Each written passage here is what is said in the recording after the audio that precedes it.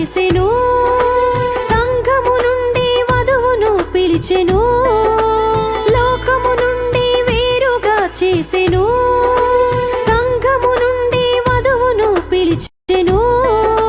కొట్టబడిన ఆ క్రీస్తు బండపై జీవం ఉందని, కొట్టబడిన ఆ క్రీస్తు బండపై జీవం ఉందని సత్యమును బోధించెను, మనల క్రీస్తు బండపై నిలిపెను. సత్యమును బోధించెను, మనల క్రీస్తు బండపై నిలిపెను.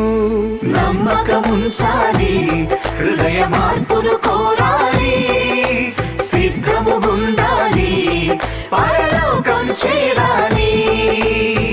పంపినాడు దేవుడు ఏలియా ప్రవక్తను, పంపినాడు